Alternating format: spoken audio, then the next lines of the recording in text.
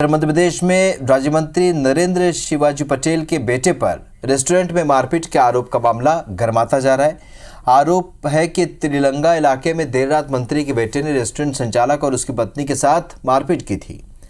पीड़ित को कई टाँके भी लगाने पड़े। मारपीट का पूरा मामला वहां पर लगे सीसीटीवी में कैद हुआ है।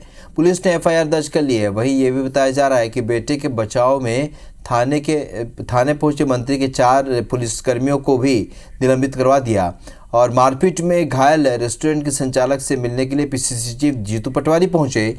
उन्होंने घायलों को न्याय दिलाने और सीएम को पत्र लिखने की बात कही है।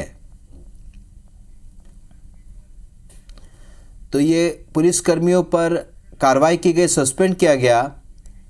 मारपीट के आरोप लगे। कांग्रेस ने मंत्री के बेटे पर गलत व्यवहार का आरोप लगाया और साथ ही कार्रवाई की भी निंदा की है।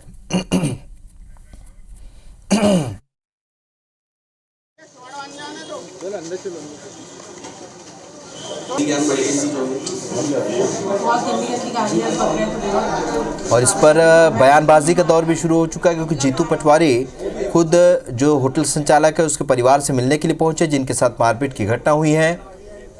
और साथ ही कहा है कि जो पुलिसकर्मी जिन्होंने कार्रवाई की है उन्हें निलंबित नहीं होने दिया जाएगा। उन्होंने कहा कि मैं मुख्यमंत्री को इस बारे में पत्र लिख रहा हूं, जो पूरी कार्रवाई हुई उसके बारे में। तो पूरा मामला मारपीट का है। होटल संचालक से मारपीट का मामला। राज्य मंत्री के बेटे ने यह मारपीट की थी और उनके साथ उनके जो साथी हैं उन पर भी मामला दर्ज किया गया है। जांच की जा रही है।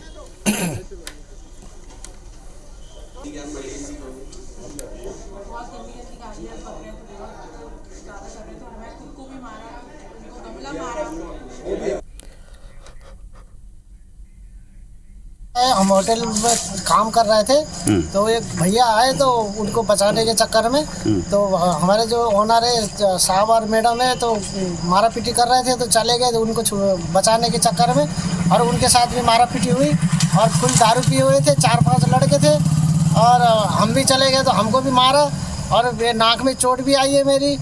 और फिर उतने में फिर मार मुर के फिर चले गए। गमला उठा के मार दिया हमारे ओनर को, सर फट गई, कान फट गई। तो मैडम को भी मारा, उसको चश्मा पर तोड़ दिया, आंख में कांच, जो चश्मा के कांच घुस गई। सरकार के एक मंत्री के परिवार के लोगों ने आतंक मचा दिया और बेटा फ्री घूम रहा है। मंत्री जी थाने में आए, उन्होंने 4 पुलिस वालों को सस्पेंड किया। मीडिया के हिसाब से हमें पता चला। मतलब ये अन्याय की पराकाष्ठा है। इधर आतंक मचा है, उधर पुलिस वालों को सस्पेंड क्यों करेंगे? पुलिस वालों को सस्पेंड क्यों करना चाहिए? अगर पुलिस को भी सस्पेंड किया, कांग्रेस पार्टियां थाने के सामने धरना देगी। आपको बता दें कि मारपीट की है राज्य मंत्री के बेटे ने और उसके बाद एफआईआर दर्ज की गई है। पुलिसकर्मी को सस्पेंड करने के खिलाफ इस बीच जीतू पटवारी ने ये कहा है कि मुख्यमंत्री को पत्र लिखेंगे और इस पूरी कार्रवाई को उन्होंने अवैधानिक बताया है। तो कुल मिलाकर राजनीति शुरू हो चुकी है। राज्य मंत्री के बेटे और उसके साथियों के साथ ने जो मारपीट की थी होटल संचालक के साथ, अब उस पर राजनीति शुरू हो चुकी है, क्योंकि जीतू पटवारी खुद परिवार से मिलने के लिए पहुंचे, पीड़ित परिवार से मिलने के लिए पहुंचे और कहा कि अब पुलिसकर्मियों पर जो निलंबन की जो कार्रवाई हो रही है वो नहीं होने दी जाएगी। उन्होंने मुख्यमंत्री को पत्र लिख दिया है। दुष्यंत पराशर हमारे सहयोगी खबर पर इस वक्त हमारे साथ लाइव जुड़े। दुष्यंत, चूंकि राज्य मंत्री के बेटे की मारपीट का ये मामला है और इस पर जीतू पटवारी भी पीड़ित पक्ष से मिलने के लिए पहुंचे हैं और इस पर अब राजनीति भी शुरू हो चुकी है, ऐसा लगता है कि आगे ये राजनीति और आगे जाएगी और बयानबाजी होगी अभी?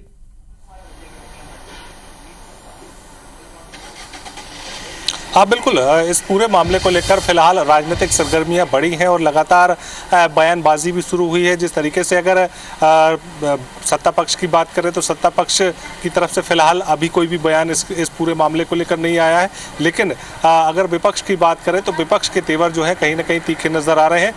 प्रदेश कांग्रेस अध्यक्ष जीतू पटवारी अपने तमाम सारे पूर्व विधायकों के साथ, पूर्व मंत्रियों के साथ में पीड़ित पक्ष से मिलने पहुंचे थे, उनसे मुलाकात की, पूरे मामले को समझा और जिस तरीके से पूरे मामले को लेकर उन्होंने थाने में पहुंचकर तमाम सारे पुलिस अधिकारियों से भी मुलाकात की है।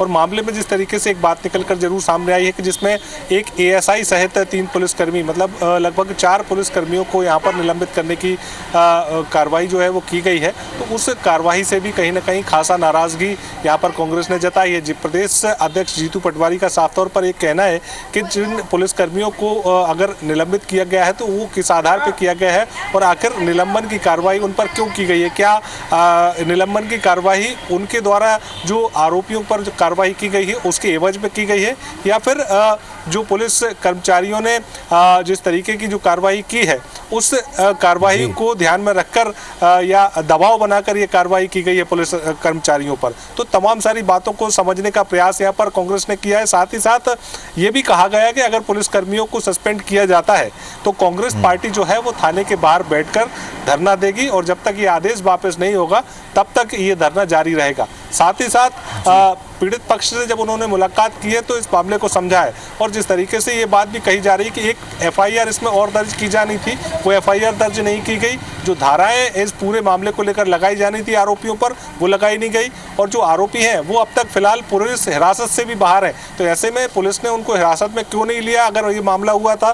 तो ऐसे में कई सारे सवाल जो है पुलिस की कार्रवाई पर भी उठ रहे हैं। तो कई सारी बातें जो है अब इस पूरे मामले को लेकर राजनीतिक रंग जो है वो लेता हुआ नजर आ रहा है। पूरे मामले को लेकर कांग्रेस हो चाहे बीजेपी हो, यहाँ पर बयानबाजी का दौर एक बार फिर से देखने को जरूर मिलेगा। और क्योंकि राजधानी का ये मामला है तो कहीं ना कहीं उजागर हुआ है और जिस तरीके से लगातार ये भी प्रयास विपक्ष का है कि जो प्रदेश भर में कई मामले निकलकर सामने आ रहे हैं उसको भी लेकर सत्ता पक्ष को घेरा जाए। दुष्यंत, चूंकि ये राजधानी का मामला है और साथ ही लोकसभा चुनाव का भी वक्त है, ऐसे में जाहिर सी बात है जिस तरीके से जीतू पटवारी एक्शन में आए, लगता नहीं कि मामला बहुत जल्द शांत हो जाएगा। बहुत शुक्रिया दुष्यंत इस जानकारी के लिए।